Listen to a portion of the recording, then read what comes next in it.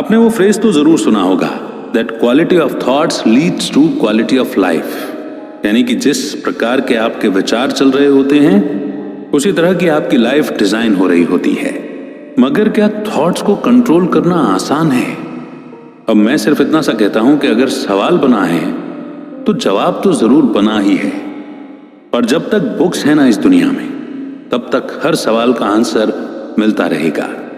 और अगर आपने आज की बुक समरी की लर्निंग को अपनी लाइफ में प्रैक्टिकली इंप्लीमेंट किया ना, तो ये तय रहा कि आपके थॉट्स आपके कंट्रोल में होंगे और जिस तरह के थॉट्स फिर आप जनरेट करेंगे वैसी ही लाइफ आप अपने लिए डिजाइन कर सकेंगे। तो आज की बुक समरी है think straight, change your thoughts, change your life, जिसे लिखा है डेरियस फोरॉक्स ने। डेरियस फोरॉक्स एक ब्लॉगर, पॉडकास्टर और ऑनलाइन टीचर हैं। उन्होंने बिजनेस, प्रोडक्टिविटी और पैसा कमाने के बारे में 7 किताबें लिखी हैं। उनका काम टाइम, एनबीसी और कई पब्लिकेशन पर फीचर हुआ है। आज की ये समरी आपको अपने थॉट्स को कंट्रोल करना और इफेक्टिवली अपनी प्रॉब्लम को सॉल्व करने का तरीका सिखाएगी। इसमें आप प्रैग्मेटिज्म और दुनिया के ग्रेटेस्ट थिंकर्स के बारे में जानेंगे। अगर आप अपनी लाइफ को इंप्रूव करना चाहते हैं और लाइफ में बेटर डिसीजन लेना चाहते हैं तो इस समरी को जरूर पढ़ें और जरूर सुनें। 1860 में एक नौजवान हार्वर्ड से मेडिसिन की डिग्री पूरी करता है। इसी दौरान वो अपनी मेंटल हेल्थ प्रॉब्लम से भी जूझ रहा होता है। हालांकि वो मेडिसिन पढ़ रहा था लेकिन खुद उसकी मानसिक हालत ठीक नहीं थी। वो डिप्रेशन का शिकार था और अक्सर उसके मन में आत्महत्या करने के विचार आते थे। इस नौजवान का नाम था विलियम जेम्स, जो आगे चलकर अमेरिका के बेस्ट साइकोलॉजिस्ट हुए और उन्होंने फिलॉसफी के एक स्कूल जिसे प्रैग्मेटिज्म कहा जाता है उसकी फाउंडेशन रखने का क्रेडिट भी जेम्स को ही जाता है। जेम्स 3 साल तक डिप्रेशन के शिकार रहे। इस दौरान वो अपना ज्यादातर समय यही सोचते रहते थे कि उन्हें आत्महत्या क्यों नहीं करनी चाहिए। इस समय उन्हें पैनिक अटैक आते थे और हेलुसिनेशन या जो नहीं है उसके होने का एहसास होना, ऐसा महसूस होता था। दरअसल जेम्स को यह बीमारी विरासत में मिली थी क्योंकि उनके पिता को भी डिप्रेशन था और उन्हें भी आत्महत्या करने के विचार आते थे। इसलिए जेम्स को लगता था कि उनकी मेंटल कंडीशन बायोलॉजिकल है जिसका कोई इलाज नहीं है। लेकिन 1870 में उन्होंने इस बारे में एक अलग नजरिए से सोचना शुरू किया। जेम्स ने एक फिलोसोफर का लिखा हुआ एसे पढ़ा। उसमें समझाया गया था कि जब इंसान को एक साथ कई थॉट्स आए तो उसके पास एक फ्री विल की चॉइस होती है, यानी किसी एक थॉट पर फोकस करना। इस एसे को पढ़ने के बाद जेम्स को ख्याल आया कि वो इस डेफिनेशन को अपने हेलुसिनेशन पर अप्लाई करके देखेंगे। इससे जेम्स को यह पता चला कि अगर इंसान चाहे तो वो एक थॉट के बदले में कोई दूसरा थॉट चूज कर सकता है। इसका मतलब हुआ कि हम अपने थॉट्स को कंट्रोल कर सकते हैं। बाद में यही आइडिया प्रैग्मेटिक्स का कोर बना, जिसकी फाउंडेशन उन्होंने कई साल बाद रखी थी। हालांकि जेम्स समझते थे कि हम अपने कॉन्शियसनेस को कंट्रोल नहीं कर सकते। हमारे माइंड में कई थॉट्स आते जाते हैं, लेकिन फ्री विल की वजह से आप चूज कर सकते हो कि किस थॉट पर आपको फोकस करना है। यानी इंसान अगर प्रैक्टिस करता रहे तो वो खुद डिसाइड कर सकता है कि उसे क्या सोचना चाहिए और क्या नहीं। अपने थॉट्स पर कंट्रोल रखना लाइफ में बहुत इंपॉर्टेंट है। ये आपको लाइफ के हर फील्ड में सक्सेसफुल बनने में हेल्प करता है, चाहे वो करियर हो, फाइनेंस हो, रिलेशनशिप्स हो या फिर कोई और मैटर हो। इतिहास के कई थिंकर्स इस बात से सहमत हैं। जैसा कि फिलोसोफर रॉल्फ वॉल्डो एमर्सन कहते हैं, हम वही बनते हैं जो हम हर वक्त सोचते रहते हैं। आपके एक्शन आपके थॉट्स की देन है। अगर आपको अपने एक्शन चेंज करने हैं तो सबसे पहले अपने थॉट्स को चेंज करना होगा। और इस समरी में आप अपने थॉट्स को कंट्रोल करने के बारे में और भी काफी कुछ सीखेंगे। आइए शुरू करते हैं इस चैप्टर से। Use what works. आपका ब्रेन दुनिया का सबसे पावरफुल टूल है। ये किसी भी टेक्नोलॉजी या डिवाइस से ज्यादा कॉम्प्लेक्स और ज्यादा चमत्कारी है। लेकिन एक प्रॉब्लम है, हम इंसान एक अमेजिंग ब्रेन के साथ पैदा होते हैं, पर हमें यह नहीं पता होता कि इसे ठीक से और पूरी तरह से यूज कैसे करना है। हम लोग बहुत इम्प्रैक्टिकल भी हैं। हमें लगता है कि हम ग्रेट थिंकर्स हैं और लॉजिकल तरीके से डिसीजन लेते हैं, मगर रिसर्च इसे गलत प्रूव करती है। पिछली कई शताब्दियों में साइंटिस्ट्स को 100 से भी ज्यादा कॉग्निटिव बायस या थिंकिंग एरर के बारे में पता चला है। वो बताते हैं कि कैसे हम बिना फैक्ट्स के बारे में सोचे बिना अपने इमोशंस और गट फीलिंग के बेसिस पर डिसीजन लेते हैं। इस बुक के ऑथर डेरियस फोरॉक्स ने कॉग्निटिव बायस पर कई बुक्स पढ़ी हैं। उनमें ऐसी कहानियों या घटनाओं के बारे में लिखा गया है जब लोग सोचने में गलतियां करते हैं। डेरियस हमारे सोचने के तरीके को बदलने और उसे सही करने में हमारी मदद करना चाहते हैं और इसलिए उन्होंने ये बुक लिखी है। पहले डेरियस भी आप जैसे ही थे। उन्हें अपने थॉट्स पर कंट्रोल पाने के बारे में कुछ भी नहीं पता था। जैसे कि आज वो खुश हैं तो कल बेवजह उदास हो जाते थे। यहां तक कि उनसे डेली लाइफ की सिंपल प्रॉब्लम भी सॉल्व नहीं हो पाती थी। लेकिन उन्होंने प्रैक्टिस, रीडिंग, जर्नलिंग और सोचने की मदद से अपनी थिंकिंग को इम्प्रूव करना सीख लिया था। अब डेरियस अपने माइंड के गुलाम नहीं है। वो अपने थॉट्स को खुद पर हावी नहीं होने देते, बल्कि उन्हें कंट्रोल करना उन्हें आता है। वो स्ट्रेट यानी कि सीधा सोच सकते हैं। स्ट्रेट सोचने का ये मतलब नहीं है कि आप कितने इंटेलिजेंट हैं या मैथ्स के प्रॉब्लम को सॉल्व करने में कितने अच्छे हैं, बल्कि इसका मतलब यह है कि अपने थॉट्स को सक्सेसफुली कंट्रोल कर पाना। ऐसा करके आप एक खुशहाल, हेल्दी और मीनिंगफुल लाइफ जी सकते हैं। आपको काम के और फिजूल के थॉट्स के बीच में फर्क पता होना चाहिए। किसी भी नतीजे पर पहुंचने से पहले शांत रहकर फैक्ट्स को स्टडी करें और चीजों को अलग नजरिए से देखने की कोशिश करें, तब जाकर किसी नतीजे पर पहुंचे। Clear thinking requires training. हमारा माइंड एक मसल जैसा है जिसे हेल्दी और फिट रखने के लिए डेली एक्सरसाइज की जरूरत पड़ती है। नई चीजें सीखना एक अच्छा तरीका है अपने दिमाग को फिट रखने के लिए, लेकिन बहुत से लोगों को लगता है कि लर्निंग सिर्फ स्कूल तक ही सीमित होती है। जैसा कि जब उन्होंने बैचलर या मास्टर्स की डिग्री लेने के लिए पढ़ाई की थी। स्कूल में हम नए नए आइडियाज और स्किल्स सीखते हैं जो हमारे सोचने और लाइफ को जीने का तरीका बदल देता है। लेकिन एक बार हम एक माइंडसेट के आदी हो गए तो फिर उसे बदलना मुश्किल होता है। हम एक हैबिट डेवलप कर लेते हैं और अपने माइंड की एक्सरसाइज करने के बजाय रिलैक्स होकर बैठ जाते हैं। लोग अक्सर कहते हैं कि मुझे अब आराम से बैठकर थोड़ा नेटफ्लिक्स एंजॉय करना है, लेकिन हमें किससे रेस्ट चाहिए? क्या ये ऑफिस के वही रिपीटेटिव टास्क हैं या वही जाने पहचाने से थॉट्स? जब तक वाकई में जरूरत ना हो, हम शायद ही अपना दिमाग लड़ाना पसंद करते हैं। जैसे कि जब हमारे एग्जाम होते हैं तभी हम पढ़ते हैं, वरना तो हम आराम से बैठकर सोचते रहते हैं कि जाने दो, इसका फायदा ही क्या है। वेल, पॉइंट ये है कि आपके माइंड को एक्सरसाइज चाहिए। स्ट्रेट थिंकिंग के लिए प्रॉपर ट्रेनिंग की जरूरत पड़ती है। डेरियस ने एक डायग्राम क्रिएट किया यह दिखाने के लिए कि अनट्रेन्ड माइंड कैसा दिखता है। जब आपके थॉट्स आपके कंट्रोल से बाहर हो जाते हैं तो वो किसी पेपर पर लिखे डार्क और गंदी लकीरों जैसे नजर आने लगते हैं। यानी इसमें हैप्पी, सैड, पॉजिटिव, नेगेटिव और कंफ्यूजिंग थॉट्स एक साथ मिल जाते हैं जो दिमाग में लगातार चलते रहते हैं। इसका सॉल्यूशन है कि आपको इस अफरा तफरी से क्लैरिटी की ओर बढ़ना चाहिए। From chaos to clarity. 2014 में डेरियस नीदरलैंड में अपने होम टाउन से लंदन चले गए। उनके होम टाउन में करीब 100,000 लोग रहते थे, जबकि अकेले लंदन की पॉपुलेशन 7 मिलियन थी।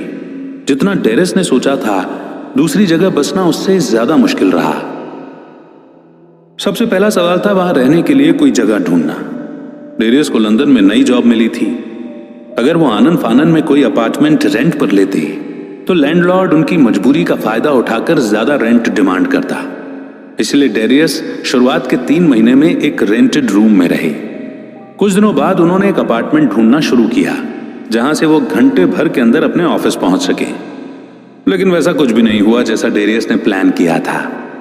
उन्हें लंदन आए 2 महीने ही हुए थे कि उन्हें एक सस्ता 1 बेडरूम का अपार्टमेंट मिल गया। उन्होंने रेंटेड अपार्टमेंट छोड़ दिया और अपने मकान मालिक के साथ एग्रीमेंट कर लिया। डेरियस के पेरेंट्स और भाई उनका सामान शिफ्ट करवाने नीदरलैंड से आए, लेकिन डेरियस के पास इतना सामान था ही नहीं। उनकी सारी चीजें उनकी गाड़ी में ही फिट हो गईं। अब बस उन्हें अपने नए घर की चाबी लेनी थी और अपना सारा सामान लेकर वहां शिफ्ट करना था।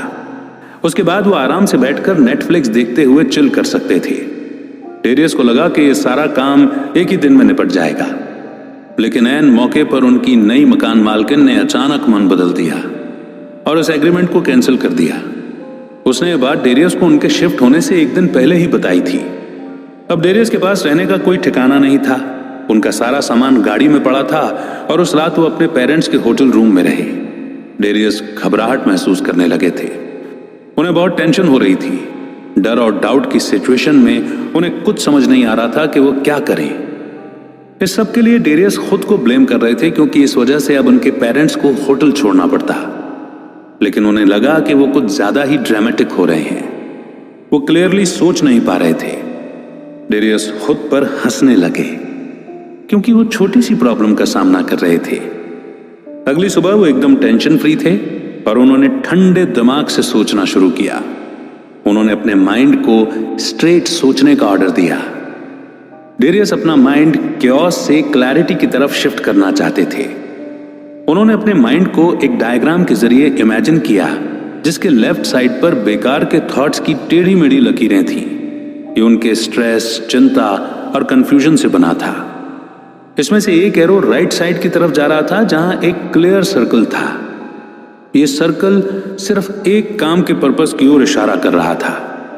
डेरियस को एहसास हुआ कि अगर वो स्ट्रेट थिंकिंग अप्रोच चूज करेंगे तो सॉल्यूशन ढूंढना ज्यादा इजी होगा। तो अब डेरियस ने स्ट्रेट थिंकिंग से कुछ क्लियर डिसीजन लिए।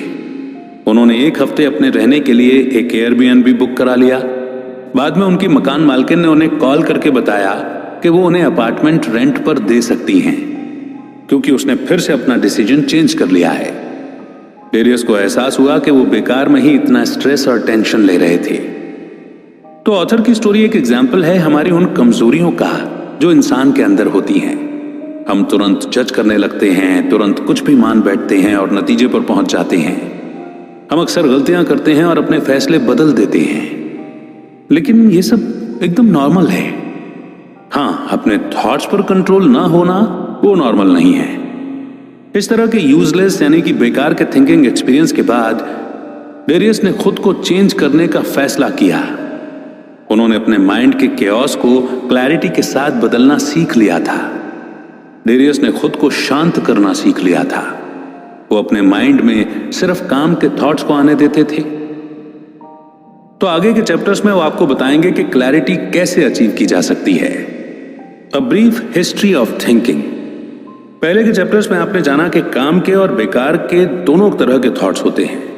सारे थॉट्स इंपॉर्टेंट नहीं होते, इसलिए इनके बीच का फर्क जानना बहुत जरूरी है। मार्कस ऑरेलियस ने एक बार कहा था, यूनिवर्स हमेशा बदलता रहता है और हमारा जीवन हमारे थॉट से बनता है। जरा अपने चारों ओर एक नजर डालिए। आज गैजेट्स ने इंसान को चलते फिरते भूत में बदल दिया है। जॉब्स कम हो रही हैं, सैलरी उतनी ही है, पर कॉस्ट ऑफ लिविंग लगातार बढ़ती जा रही है। दुनिया इतनी तेजी से बदल रही है कि कदम से कदम मिलाकर चलना मुश्किल हो गया है। इंसान टेंशन और अनसर्टेनिटी में जी रहा है। आप खुद से ही पूछते हो कि मैं सरवाइव कैसे करूं, कैसे ज्यादा पैसे कमाऊं, कैसे मैं अपने होशो हवास कायम रखूं। अपने थॉट्स को कंट्रोल करना बेहद चैलेंजिंग होता है। 5वीं शताब्दी बीसी से ही दुनिया भर के फिलोसोफर्स इस बात पर सहमत थे कि इंसान का माइंड प्रॉब्लम सॉल्व करने का एक टूल है। आपकी लाइफ की क्वालिटी आपके थॉट्स की क्वालिटी पर डिपेंड करती है। सुकरात, कन्फ्यूशियस, रेने डेस्कार्टेस और विलियम जेम्स, इन सब ने सोचने के इफेक्टिव तरीके बताए थे। ग्रीक फिलोसोफर सुकरात हर चीज पर सवाल उठाया करते थे, यहां तक कि अपने थॉट्स पर भी। जब उन्हें दुनिया का सबसे बुद्धिमान इंसान कहा गया तो सुकरात ने कहा था कि मुझे बस एक चीज का यकीन है कि मैं कुछ नहीं जानता। सच तो यह है कि सुकरात का यह कहना है कि वो कुछ नहीं जानते, ये कहना ही उन्हें बुद्धिमान बनाता है। फ्रेंच फिलोसोफर रेने डेस्कार्टेस 17वीं शताब्दी में इससे भी एक कदम आगे बढ़ गए थे। उन्हें दुनिया की हर चीज पर डाउट था, यहां तक कि खुद के अस्तित्व पर भी। डेस्कार्टेस कहते थे कि मैं सोचता हूं इसलिए मैं हूं। उन्होंने नतीजा निकाला कि उनका अस्तित्व उनके सोचने की वजह से है। डेस्कार्टेस अपने थॉट्स के बारे में सोचा करते थे और उसमें कई तरह के कॉन्ट्राडिक्शन यानी एक दूसरे से बिल्कुल अपोजिट थॉट्स उसमें उन्हें मिले। उन्हें यह एहसास हुआ कि हमें अपने बिलीव्स के सोर्स पर भी सवाल उठाना चाहिए, क्योंकि हमारे बहुत से बिलीव्स दूसरों के नजरिए या राय से आते हैं। एक पल के लिए सोचो, आपके ऐसे कौन से थॉट्स हैं जो दूसरों से इन्फ्लुएंस्ड हैं? आपके पहले एजम्पशन यानी बिना जांचे परखे कुछ बस मान लेना, पर बेस्ट कौन से थॉट्स हैं? आपके अंदर फैक्ट्स और झूठ का फर्क समझने की काबिलियत है। विलियम जेम्स ने प्रैग्मेटिज्म को फर्स्ट एजम्पशन से हटकर फैक्ट्स और रिजल्ट्स पर गौर करने के तौर पर डिफाइन किया। आपके थॉट्स का कोई प्रैक्टिकल पर्पस होना चाहिए, नहीं तो वे बेकार हैं। स्ट्रेट थिंकिंग का यही मतलब है। याद रखें कि आपकी लाइफ की क्वालिटी आपके थॉट्स की क्वालिटी पर डिपेंड करती है, इसलिए अपने थॉट्स को बुद्धिमानी से चुनें। नेक्स्ट चैप्टर है लाइफ इज नॉट लीनियर। कई लोग सोचते हैं कि लाइफ लीनियर है, यानी एकदम स्ट्रेट लाइन की तरह सीधी चलती है। हम कई चीजों को सच मान लेते हैं। हम अपने आसपास के लोगों के माइंडसेट और बिलीफ्स को फॉलो करते हैं। जैसे एग्जाम्पल के लिए डेरियस को लगता था कि वो कॉलेज ग्रेजुएट हैं तो उन्हें आसानी से जॉब मिल जाएगी, लेकिन जल्द ही उनके सामने कड़वा सच आ गया। लाइफ में कुछ भी सर्टेन या फिक्स नहीं है, और पैसा पेड़ पर नहीं उगता। पैसे कमाने के लिए आपको कड़ी मेहनत करनी ही पड़ेगी। कॉलेज डिग्री का पैसा कमाने से कोई लेना देना नहीं है। डेरियस को एहसास हुआ कि स्किलफुल होना कॉलेज डिग्री से लेना ज्यादा जरूरी है। अगर आप किसी चीज में एक्सपर्ट हैं तो यानी आप उस काम में और ज्यादा वैल्यू ऐड कर रहे हैं, और आपके एक्सीलेंट स्किल्स के बदले में लोग आपको ज्यादा पे करने के लिए भी तैयार रहेंगे। डेरियस ने यह भी सीखा कि किसी गोल को अचीव करना कभी स्ट्रेट लाइन में नहीं होता। हालांकि ज्यादातर लोगों को ऐसा ही लगता है। जैसे एग्जाम्पल के लिए आप कोई बिजनेस स्टार्ट करना चाहते हैं, वहां एक स्ट्रेट एरो है जो आपको अपने गोल की तरफ ले जा सकता है। आपको वहां तक पहुंचने के लिए लगातार काम करना पड़ेगा। हालांकि सच्चाई इससे कोसों दूर है। आपके गोल तक पहुंचने का यह सफर उतार चढ़ाव से भरा होगा। ये स्ट्रेट लाइन की तरह नहीं होता है। इसका रास्ता टेढ़ा मेढ़ा और घुमावदार है। डेरियस खुद अपना बॉस बनने से पहले कई लोगों के लिए काम कर चुके थे। उन्होंने एक बिजनेस भी स्टार्ट किया था तो चला नहीं। वो निराश हो गए और उन्होंने लगभग हार मान ली थी। डेरियस को एहसास हुआ कि उन्हें सक्सेसफुल होने के लिए बैकअप प्लान की और दूसरे ऑप्शन की जरूरत पड़ेगी। ये एक्सेप्ट कर लेना कि लाइफ सीधी नहीं चलती है हमें क्लियरली सोचने में हेल्प करता है। बिजनेस स्टार्ट करने के अलावा डेरियस रियल एस्टेट में भी इंटरेस्टेड थे। शुरुआत में वो लंदन या एम्स्टरडैम में इन्वेस्ट करना चाहते थे, लेकिन रियल एस्टेट का कॉस्ट इन शहरों में काफी ज्यादा था और उनके पास इतना पैसा नहीं था। इसलिए डेरियस ने दूसरे ऑप्शंस ढूंढने शुरू किए। उन्होंने बढ़ते हुए रियल एस्टेट मार्केट को स्टडी किया और आखिर में नीदरलैंड में अपने होम टाउन में ही इन्वेस्ट करने का डिसीजन लिया। यहां दाम कम थे और पॉपुलेशन तेजी से बढ़ रही थी। उनके शहर में स्कूल और बिजनेस में खूब इन्वेस्ट किया जा रहा था। इसके अलावा डेरियस वहां कई लोगों को जानते थे क्योंकि वो पहले वहां रहा करते थे। जल्दी उन्हें अपने होम टाउन में एक अच्छी ही डील मिल गई। आप इस एग्जाम्पल से सीख सकते हैं कि अपने गोल्स अचीव करने के कई तरीके हो सकते हैं। अगर फर्स्ट ऑप्शन फेल हो गया है तो आप दूसरा ऑप्शन ट्राई कर सकते हैं। एक और लेसन यह है कि पॉपुलर चॉइस हमेशा राइट चॉइस नहीं होती। आपको खुद डिसाइड करना चाहिए और फैक्ट्स के बेसिस पर ही किसी नतीजे पर पहुंचना चाहिए। Filter your thoughts. हम दुनिया भर की इंफॉर्मेशन को प्रोसेस नहीं कर सकते, इसलिए हमारा ब्रेन फिल्टर करने के लिए इवॉल्व हुआ है और ये मेंटल शॉर्टकट्स यूज करता है। ये शॉर्टकट्स हमें इंफॉर्मेशन को प्रोसेस करने और जल्दी से डिसीजन लेने में हेल्प करते हैं। इन मेंटल शॉर्टकट्स को ह्यूरिस्टिक्स कहते हैं। ये वो स्ट्रेटजीज हैं जिन्हें हम एक जैसे प्रॉब्लम पर अप्लाई करते हैं। ह्यूरिस्टिक का एक एग्जाम्पल है ट्रायल एंड एरर मेथड। वैसे ये हमेशा प्रैक्टिकल नहीं होता है, क्योंकि करियर बनाने के लिए अगर आप ट्रायल एंड एरर मेथड को यूज करेंगे तो शायद सक्सेसफुल होने से पहले आपकी पूरी लाइफ इसमें निकल जाए। एक और इम्प्रैक्टिकल ह्यूरिस्टिक है सोशल प्रूफ। ये तब होता है जब हम वो फॉलो करते हैं जो दूसरे करते हैं और कहते हैं और हम खुद नहीं सोचते।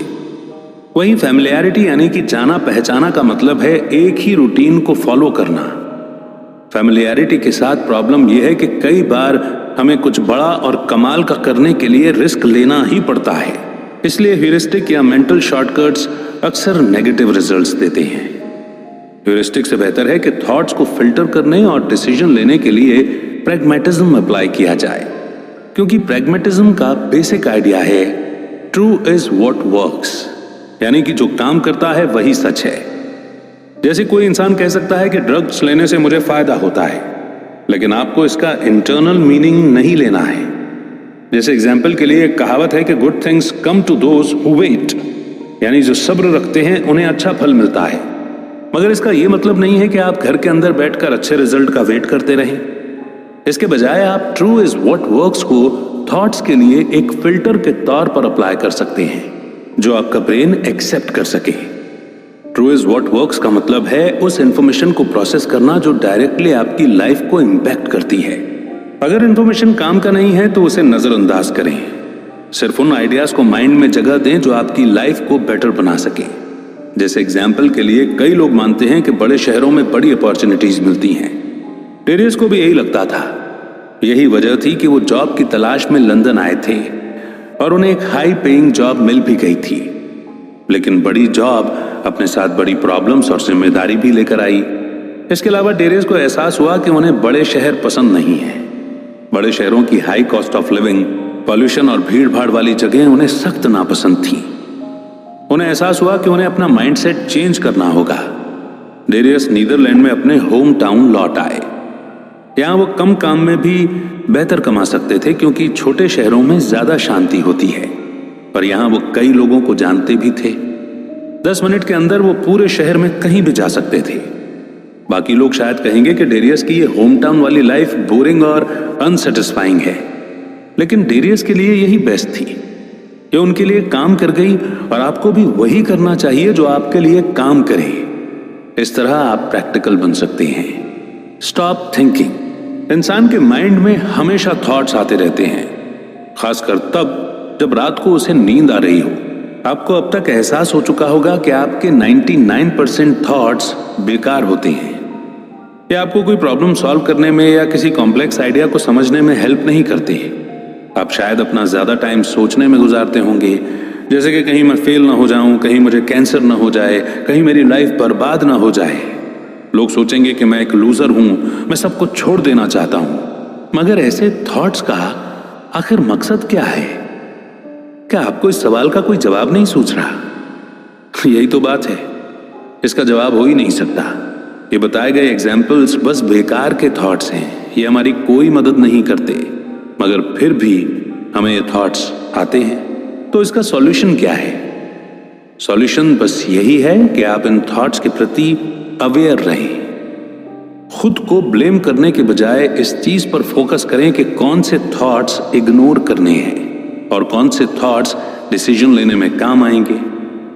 डेरियस को भी कई सालों तक कुछ छोड़ने या हार मान लेने के फिजूल के थॉट्स आया करते थे।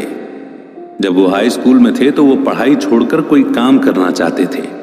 जब वो बास्केटबॉल खेलते थे तो प्रैक्टिस नहीं करना चाहते थे, इसलिए वो गेम छोड़ना चाहते थे। डेरियस ने अपनी लाइफ में कई बार कुछ न कुछ छोड़ने के बारे में सोचा था। जो चीजें उन्हें पसंद थीं, उन्हें छोड़ने का ख्याल अक्सर उनके मन में आता था। आखिरकार डेरियस को फील हुआ कि बस सब बहुत हो चुका। उन्होंने डिसाइड किया कि वो अब ज्यादा कुछ नहीं सोचेंगे। वो अपने थॉट्स के प्रति अवेयर हो गए और उनसे कहने लगे कि तुम मुझे कंट्रोल नहीं कर सकते। ये सुनने में थोड़ा अजीब लगेगा, पर यह तरीका काम करता है। अपने थॉट्स को कंट्रोल करने के बाद डेरियस पहले से ज्यादा शांत और खुश रहने लगे थे। डेरियस ने हार मान लेने की या कुछ छोड़ देने की इच्छा को डर के तौर पर पहचान लिया था, लेकिन उन्होंने इसके आगे हार मानने से इनकार कर दिया। और वो आपको भी ऐसा ही करने के लिए कहते हैं। नेक्स्ट चैप्टर है inside your control versus outside your control. आप काम के और बेकार के थॉट्स के बीच फर्क कैसे करेंगे? तो चलिए हम आपको एक सिंपल सा रूल बताते हैं। काम के थॉट्स उन चीजों के बारे में होते हैं जिन्हें आप कंट्रोल कर सकते हैं। ये रूल ऑटोमेटिकली आपके 99% थॉट्स को रिजेक्ट कर देगा, क्योंकि लाइफ में बहुत कम चीजें हमारे कंट्रोल में होती हैं। एक डायग्राम को इमेजिन कीजिए कि एक बड़ा सर्कल है जो आपकी लाइफ को दिखाता है। इसके अंदर एक और छोटा सा सर्कल है। इस छोटे सर्कल के अंदर जो चीजें हैं वो आपके कंट्रोल में हैं, और उसके बाहर जो कुछ है वो आपके कंट्रोल से बाहर है। इसीलिए हमेशा इस छोटे सर्कल पर फोकस करो। इसमें आपके एक्शन, इच्छाएं और इरादे आते हैं। बेकार के थॉट्स का कोई पर्पस नहीं होता है। और वो उन चीजों के बारे में होते हैं जो हमारे कंट्रोल से बाहर होती हैं, जैसे कि हमारा पास्ट। जब तक आप अपनी गलती से सबक नहीं ले लेते, बार बार पास्ट के बारे में सोचना बेकार होगा। सेम यही चीज फ्यूचर के बारे में सोचकर परेशान होने पर भी अप्लाई होती है। काम के थॉट्स दो टाइप के होते हैं। फर्स्ट है प्रॉब्लम्स के सॉल्यूशन ढूंढना। दुनिया की कोई भी प्रॉब्लम हो, आपका ब्रेन उसका कोई ना कोई सॉल्यूशन निकाल ही लेगा। दूसरा है नॉलेज को समझना। आपने जो सीखा है उसे अपने करियर, रिलेशनशिप और लाइफ को इंप्रूव करने के लिए अप्लाई करो। बस आपको इतना ही करना है, बाकी सारे थॉट्स बेकार हैं। और अपना टाइम और एनर्जी ऐसे थॉट्स पर वेस्ट मत करो। पास्ट या फ्यूचर की टेंशन लेने से कोई फायदा नहीं है। इसीलिए सॉल्यूशन ढूंढने और ज्यादा से ज्यादा नॉलेज हासिल करने पर फोकस करो। बाकी दूसरी चीजों पर ध्यान मत दो। Look at facts. लोग हमेशा चीजें अज्यूम कर लेते हैं, यानी जांचे परखे बिना उसे बस सच मान लेते हैं। अगर कोई आपके मैसेज को रिप्लाई ना कर पाए तो आपको लगता है कि उसे आपकी परवाह नहीं है। जब कोई सॉरी बोलता है तो आपको लगता है कि वो झूठी माफी मांग रहा है। कभी आपको सिर दर्द हो जाए तो आपको लगता है कि आपको कोई बड़ी बीमारी हो गई है। मगर ये प्रैक्टिकल नहीं है, क्योंकि ये बस अजम्पशंस हैं और ये फैक्ट्स नहीं है। एजम्पशंस में ओपिनियन, बिलीव्स, गेस करना और इमेजिनेशन, ये सब शामिल है। फैक्ट्स में रिसर्च, एक्सपेरिमेंट और स्टैटिस्टिक्स शामिल है। स्ट्रेट थिंकिंग का मतलब है सारे एजम्पशन को रिजेक्ट करके सिर्फ फैक्ट्स पर फोकस करना। लेकिन फैक्ट्स और सच के बीच एक फर्क है। जैसे एग्जाम्पल के लिए लोग अक्सर पूछते हैं कि क्या भगवान है। साइंटिस्ट्स इस बात से सहमत नहीं होते क्योंकि उन्होंने इसका कोई प्रूफ नहीं देखा है। लेकिन उनकी राय का आप पर असर नहीं होना चाहिए।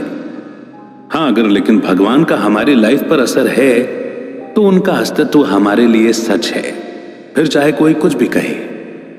जर्मन फिलोसोफर फ्रेडरिक नीत्शे ने एक बार कहा था, कोई फैक्ट्स नहीं होते हैं। इंसान होने के नाते हम सिर्फ रियलिटी के इंटरप्रेशन पर भरोसा कर सकते हैं, क्योंकि हम रियलिटी को एक्यूरेटली कभी कंफर्म ही नहीं कर सकते।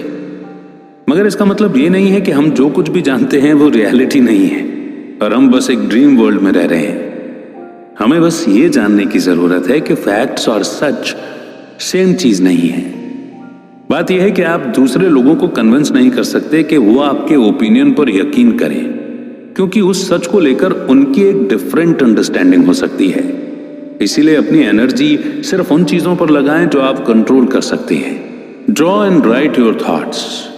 लैंग्वेज इन्वेंट होने से पहले हमारे पूर्वज इमेज और ड्राइंग के जरिए कम्युनिकेट किया करते थे।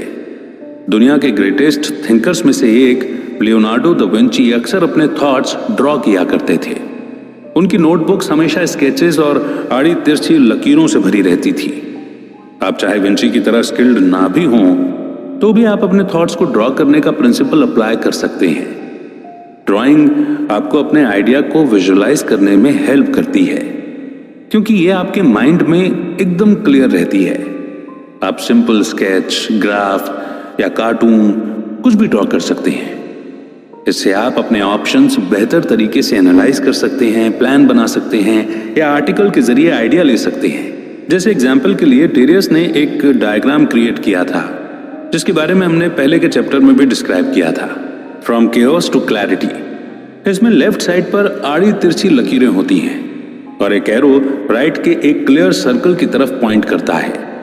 ये डायग्राम इस बुक के कोर आइडिया को दिखाता है। ड्राइंग के अलावा आप अपने थॉट्स को डायरी में लिख सकते हैं। इससे आपको सोचने का मौका मिलेगा। कई लोग जो सक्सेसफुल होते हैं और खुश रहते हैं वो जर्नल लिखते हैं। जो लेसन उन्होंने सीखे हैं या जो गलतियां उनसे हुई हैं और जो गोल्स वो अचीव करना चाहते हैं वो सब अपनी डायरी में लिख लेते हैं। आप अपनी ऑटोबायोग्राफी भी लिख सकते हैं। इससे आप खुद को और बेहतर तरीके से जान पाएंगे। डेरियस ये भी सलाह देते हैं कि आपको अपने नोट्स वीकली रिव्यू करने चाहिए। सोचने का सबसे बढ़िया तरीका यही है। अपने नोट्स पढ़कर आप सेम गलती करने से बच सकते हैं और अपनी प्रोग्रेस को चेक कर सकते हैं कि आप अपने गोल के कितने करीब हो। इसके अलावा आप अपने थॉट्स भी ऑर्गेनाइज कर सकते हैं, यानी अल्टीमेटली एक डायरी या जर्नल रखने से आपको बेहतर डिसीजन लेने में हेल्प मिलती है। Money rules. अब डेरियस ने कुछ प्रिंसिपल और प्रैक्टिकल मनी रूल्स भी बताए हैं। सबसे पहला रूल, जिस चीज की जरूरत नहीं है उसे मत खरीदो। सेकंड, अपनी मंथली इनकम से 10% सेव करो। थर्ड, कर्ज से दूर रहो। और फोर्थ, किसी ऐसी चीज में इन्वेस्ट करो जो अच्छा रिटर्न दे। फिफ्थ, ये सिर्फ पैसा ही तो है, इसीलिए कंजूस मक्खी चूस मत बनो। ये रूल्स डेरियस की हेल्प करते हैं क्योंकि वो पैसों के बारे में ज्यादा चिंता नहीं करते। उनके सेविंग अकाउंट में इतना पैसा है कि वो 6 महीने आराम से निकाल सकते हैं, और इतना टाइम उनके लिए बहुत है अपना नेक्स्ट स्टेप डिसाइड करने के लिए। इन 5 रूल्स के साथ एक ही शर्त है कि आपको अपनी स्किल्स में इन्वेस्ट करना ही चाहिए। इन्वेस्टिंग सिर्फ स्टॉक्स या रियल एस्टेट से नहीं जुड़ा है, बल्कि इसमें बुक्स पढ़ना, सेमिनार अटेंड करना और अपनी स्किल्स अपग्रेड करने के लिए टूल्स खरीदना भी शामिल है। जैसे एग्जाम्पल के लिए आप नए लैपटॉप में इन्वेस्ट करते हैं क्योंकि इसे आप पैसा कमाने के लिए यूज करेंगे। आपको हर साल लेटेस्ट आईफोन या लग्जरी आइटम जैसे बैग, शूज या कपड़े लेने की जरूरत नहीं है। आपको मटेरियल चीजों के लिए अपनी इच्छा को रोकना होगा और खुद को डिसिप्लिन करने के लिए ट्रेन करना होगा। अगर इंसान सारे पैसे गवा दे तो दोबारा कमा सकता है, मगर एक बार गया हुआ समय कभी वापस नहीं आता। इसीलिए पैसे के बारे में सोच सोच कर अपना टाइम वेस्ट मत करो। नेक्स्ट चैप्टर है स्पेंड योर टाइम वेल। सोचना आपकी मदद भी कर सकता है और आपको तबाह भी कर सकता है। यह सब आपके थॉट्स की क्वालिटी पर डिपेंड करता है। इस समरी में आपने सीखा कि अपने माइंड को इफेक्टिव तरीके से कैसे यूज करना है। कई बार आपको आउट ऑफ द बॉक्स यानी कुछ हटकर सोचने की जरूरत भी पड़ती है, और कई बार आपको कुछ भी सोचने की जरूरत नहीं होती। लेकिन यह सिर्फ आप ही डिसाइड करोगे कि सिचुएशन के हिसाब से क्या अप्लाई होगा। आमतौर पर सलाह यही दी जाती है कि सोचने पर बहुत ज्यादा टाइम वेस्ट मत करो क्योंकि यह अनप्रोडक्टिव है। अगर आप कोई एक्शन नहीं लेते तो आपका सोचना बेकार है। इफेक्टिव थॉट्स इफेक्टिव एक्शन में चेंज होते हैं। इसमें ये थॉट्स भी शामिल हैं कि अपनी लाइफ को कैसे इंप्रूव किया जाए, अपना बिजनेस ग्रो कैसे किया जाए, प्रॉब्लम्स कैसे सॉल्व की जाएं, कैसे न्यू आइडियाज क्रिएट किए जाएं और कैसे अपनी फैमिली के साथ क्वालिटी टाइम बिताया जाए। प्रैक्टिकल थिंकिंग के लिए हार्ड वर्क और डिसिप्लिन की जरूरत होती है, और बाकी स्किल्स की तरह ही इसमें भी आपको डेली प्रैक्टिस करना होगा। मगर हर सिचुएशन एक मौका है अपनी प्रैक्टिकल थिंकिंग को ट्रेन करने का। अगर आप ऐसा नहीं करेंगे तो आप बेकार के थॉट्स जैसे शिकायत करना या खुद पर तरस खाना वगैरह पर अपना टाइम वेस्ट करेंगे। कई बार आप इतनी टेंशन लेने लगते हो कि लाइफ की छोटी छोटी खुशियां एंजॉय करना भूल जाते हो। क्या आपने आज सुबह का उगता हुआ सूरज देखा था? क्या आपने अपनी कॉफी स्मेल की? अगर जवाब नहीं है तो टाइम है अपने थॉट से बाहर निकलने का और अपने प्रेजेंट मोमेंट को एंजॉय करने का। नेक्स्ट चैप्टर है इनर काम। स्ट्रेट थिंकिंग का एक फायदा जो आपको मिलता है वो है मन की शांति। चाहे लाइफ में जो भी हो, आपको हर सिचुएशन में शांत रहना है। इनर काम यानी कि मन की शांति का मतलब है अपने थॉट्स को अपने कंट्रोल में रखना। हम फिर से आपको याद दिला दें कि यह पॉसिबल है और आप डेली प्रैक्टिस से इसे अचीव कर सकते हैं। कुछ लोग इसे माइंडफुलनेस भी कहते हैं और कुछ लोग मेडिटेशन। आप चाहें इसे जो भी कहें, पर इसे सीखने के लिए आपको $10,000 का कोर्स या सेमिनार अटेंड करने की जरूरत नहीं है। बस आराम से बैठकर अपने थॉट्स को ऑब्जर्व करो और उन्हें आने दो। यही है सिंपल मेडिटेशन। माइंडफुलनेस या इनर काम, आप चाहे इसे जो भी कहें, आप दिन भर में कई बार इनर काम की प्रैक्टिस कर सकते हैं। आप उठते बैठते, एक्सरसाइज करते वक्त, लिखते हुए, कॉफी पीते हुए या कोई और काम करते हुए इसकी प्रैक्टिस कर सकते हैं। आपको ना तो कोई योगा मैट चाहिए और ना ही कोई टीचर जो आपको अपने थॉट्स पर कंट्रोल करने में हेल्प करे, और ना ही इसके लिए आपको वेकेशन पर जाने की जरूरत है। आप इसे दिन में किसी भी वक्त करें, बस आपके अंदर इतनी विल पावर होनी चाहिए। वही डिसाइड करो जो आपका मन करता है। जब आप अपने थॉट्स को कंट्रोल करेंगे तो आप अंदर से सुकून और शांति खुद ही अचीव कर लेंगे। नेक्स्ट चैप्टर है थिंक बियॉन्ड योरसेल्फ। अगर आप गूगल पर प्रैग्मेटिज्म को सर्च करेंगे तो आपको पता चलेगा कि फिलॉसफी का ये स्कूल चार्ल्स सैंडर्स पियर्स ने बनाया था। वो जॉन हॉपकिंस के फॉर्मर प्रोफेसर और लॉजिक और मैथमेटिक्स में एक्सपर्ट थे। मगर अगर आप इसकी ओर गहराई से छानबीन करेंगे तो आपको पता चलेगा कि विलियम जेम्स ने 1898 में पियर्स को प्रैग्मेटिज्म का फाउंडर अनाउंस किया था।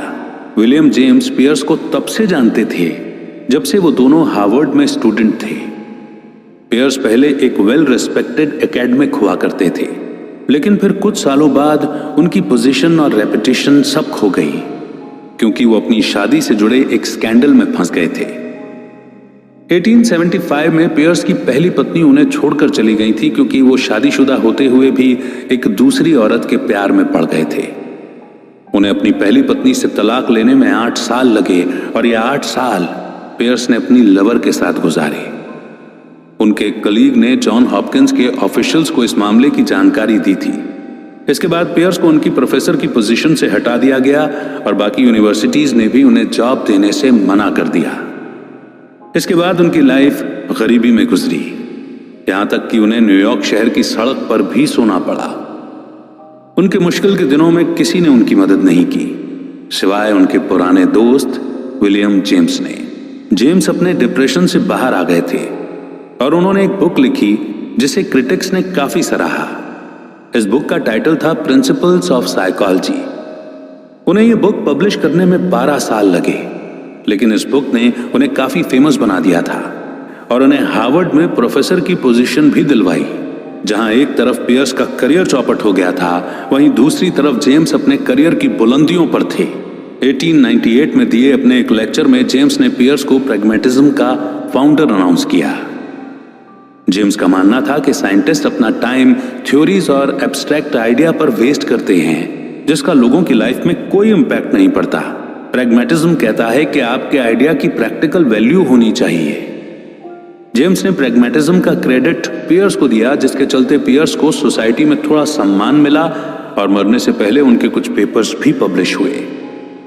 विलियम जेम्स ने पियर्स के लिए जो किया वो कोई और नहीं कर सकता था, और यही चीज उन्हें महान बनाती है। बेशक वो प्रैग्मेटिज्म के पायनियर थे, लेकिन उन्हें नाम और शोहरत की भूख नहीं थी, बल्कि उन्होंने सारा क्रेडिट अपने दोस्त को देकर उनकी बहुत मदद की थी। विलियम जेम्स ने एक बार कहा था, जीवन का सबसे अच्छा इस्तेमाल यही है कि इसे किसी ऐसी चीज पर लगाओ जो इंसान के मरने के बाद भी सदा बना रहे। आपको शायद ये आइडिया इम्प्रैक्टिकल लग रहा होगा। आप शायद सोच रहे होंगे कि ऐसी चीज बनाने का क्या फायदा है जो आप जीते जी न देख पाओ। हालांकि बात यह नहीं है, आपको उस प्रिंसिपल को माइंड में रखकर जीना है। डेली कुछ ना कुछ मीनिंगफुल करने का सोचो, कुछ ऐसा क्रिएट करो जो दूसरों के काम आए। यही एक तरीका है दूसरों की लाइफ पर असर डालने का और अपने पीछे एक विरासत छोड़ जाने का। और अब वो मोड जिसे हम कहते हैं कंक्लूजन, यानी अभी तक हमने जितने भी चैप्टर्स पढ़े और सुने, उनकी की लर्निंग्स को हम यहां पर दोहराएंगे। आपने जाना कि प्रैग्मेटिज्म का कोर आइडिया है इंसान की वो एबिलिटी जो उसे अपने थॉट्स को कंट्रोल करने में हेल्प कर सके। आप खुद चूज कर सकते हैं कि कौन से थॉट्स पर फोकस करना है, और उसी के बेसिस पर अपने एक्शन भी ले सकते हैं। आपने जाना कि स्ट्रेट थिंकिंग के लिए प्रैक्टिस की जरूरत पड़ती है। डेरियस बेकार के थॉट्स को पेपर की आड़ी तिरछी लकीरों से कंपेयर करते हैं, जिसमें कई लाइन गोल गोल घूमती रहती हैं जिसका कोई मतलब नहीं निकलता। ये टेंशन, कंफ्यूजन और डर जैसे इमोशन हैं जिन्होंने आपके मन को घेर रखा है, लेकिन आपको इस केओस से निकलकर क्लैरिटी की ओर जाना है। आगे आपने जाना कि काम के थॉट्स का पर्पस होता है। आड़ी तिरछी लकीरों से एक एरो निकलकर राइट साइड पर एक क्लियर सर्कल की तरफ जाता है, और तब आपको प्रॉब्लम का सॉल्यूशन नजर आता है। उसके बाद आपने जाना कि आपके थॉट्स की क्वालिटी आपकी लाइफ की क्वालिटी पर असर डालती है। आपके थॉट्स का कोई पर्पस जरूर होना चाहिए, अगर नहीं है तो मतलब वो बेकार के थॉट्स हैं। उन थॉट्स को फिल्टर करो जो आपकी लाइफ को इंप्रूव कर सकते हैं, और वही करो जो आपके लिए सही है। इस तरह आप प्रैग्मेटिक बन सकते हैं। आगे आपने जाना कि काम के थॉट्स आपको प्रॉब्लम सॉल्व करने और अपनी नॉलेज बढ़ाने में हेल्प करते हैं। ये उन चीजों को भी दिखाते हैं जो आप कंट्रोल कर सकते हैं, जैसे कि आपके एक्शन, शब्द और इरादे। अपने थॉट्स को लिखने से या ड्रॉ कर लेने से आपको क्लियर तरीके से सोचने में मदद मिलती है। आप अपने आइडियाज, गलतियां या गोल्स के बारे में भी लिख सकते हैं। थॉट्स को ड्रॉ करना या लिखना आपको सोचने और बेहतर डिसीजन लेने में भी मदद करता है। आपने ये भी जाना कि इफेक्टिव थॉट्स इफेक्टिव रिजल्ट्स देते हैं। इन थॉट्स में शामिल है अपने बिजनेस को ग्रो करना, नए आइडियाज क्रिएट करना, प्रॉब्लम सॉल्व करना और अपनी फैमिली के साथ टाइम बिताना। स्ट्रेट थिंकिंग के लिए लगातार प्रैक्टिस करने की जरूरत पड़ती है, लेकिन आप अपने माइंड को डेली ट्रेन कर सकते हैं। विलियम जेम्स प्रैग्मैटिज्म के फाउंडर का कहना था कि जो आइडियाज आपके माइंड में आते हैं उनकी प्रैक्टिकल वैल्यू होनी चाहिए। इसीलिए सोच समझकर अपने थॉट्स चूज करो। याद रहे, आपके थॉट्स काम के और इफेक्टिव हों। उनका कुछ पर्पस होना चाहिए और वो उन चीजों के बारे में होने चाहिए जो आप कंट्रोल कर सकते हैं। अपने करियर, रिलेशनशिप और लाइफ को इंप्रूव करने के लिए डेली स्ट्रेट थिंकिंग की प्रैक्टिस कीजिए। अपने थॉट्स के मास्टर बनिए, शांत रहिए और अपनी लाइफ में खुशी, सक्सेस अचीव करने के लिए प्रैग्मैटिज्म को अपनाइए। इसी मोड़ पर यह समरी यहीं पर समाप्त होती है, लेकिन अपने सभी चैप्टर्स में ऐसे छोटे छोटे कई सारे पॉइंटर्स हमें दे जाती है जिन्हें हम अपनी लाइफ में प्रैक्टिकली इंप्लीमेंट करके अपने थॉट्स को अपने कंट्रोल में करके अपनी लाइफ को बेहतर बना सकते हैं। हम अपने थॉट्स की क्वालिटी को कंट्रोल करके अपनी लाइफ की क्वालिटी को बेहतर बना सकते हैं। उम्मीद करता हूं कि यह समरी आपको बेहद पसंद आई होगी। कैसा रहा आपका एक्सपीरियंस? कौन से पॉइंट ने आपको सबसे ज्यादा टच किया? किस पॉइंट पर आप सबसे ज्यादा काम करने वाले हैं? कमेंट सेक्शन में जरूर लिखिएगा। जय हिंद, जय भारत।